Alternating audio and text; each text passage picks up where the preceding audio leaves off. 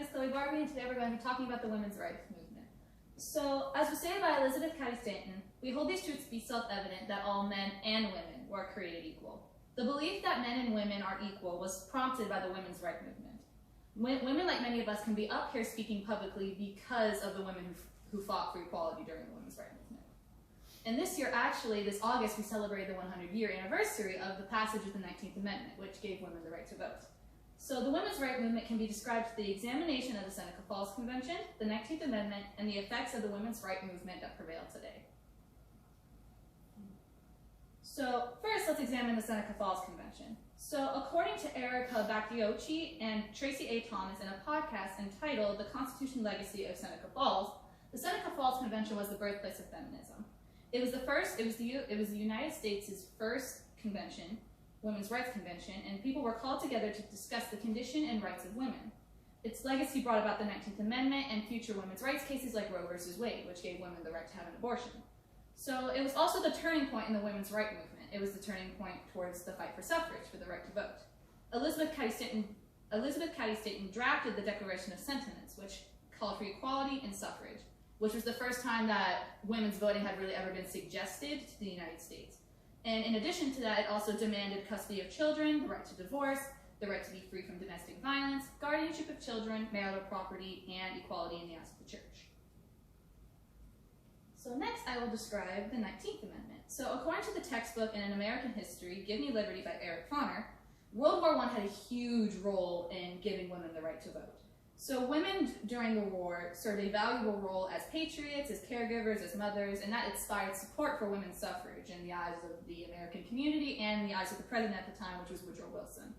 So many sold war bonds, they organized rallies, worked in war production jobs, and over 22,000 served as nurses and clerical workers overseas in Europe. So also, in an article entitled The 19th Amendment by Allison Lange, the 19th Amendment of the Constitution states, the rights of citizens of the United States to vote shall not be denied or abridged by the United States or by any state on the account of sex. So it was ratified on August 18, 1920, and it expanded suffrage and gave women the right to vote. And this was the first time that women were actually recognized in the eyes of the federal government. They might have been, some states recognized women's rights, but at the time the federal government had not. So this was a huge deal during the women's rights movement. So finally, we will touch on the implications of the women's rights movement in the 19th Amendment. So the women's rights movement made it possible for women like Ruth Bader Ginsburg to be the trailblazing female role models that they were. So according to Wayne A. Frederick in an article entitled The Passing of Supreme Court Justice Ruth Bader Ginsburg, she was a Supreme Court justice and she was a champion of equality for women. She died on September 18, 2020, but she opened the doors for many women across the United States. And as I said previously, it was because of the 19th Amendment and the women's rights movement that Ruth Bader Ginsburg could make the positive change that she did and impact the community in a positive light. And also, according to Ruth Eagleneck in an article entitled Men and Women in the U.S. Continue to Differ in Voter Turnout Rate, Party Identification, since 1984, women have actually voted at a slightly higher rate than men, and this was obviously as a result of the 19th Amendment.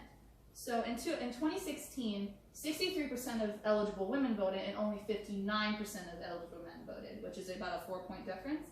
And then in addition to that, Hispanic women outvoted Hispanic men by 5 points in 2016, which was 45% versus 50%.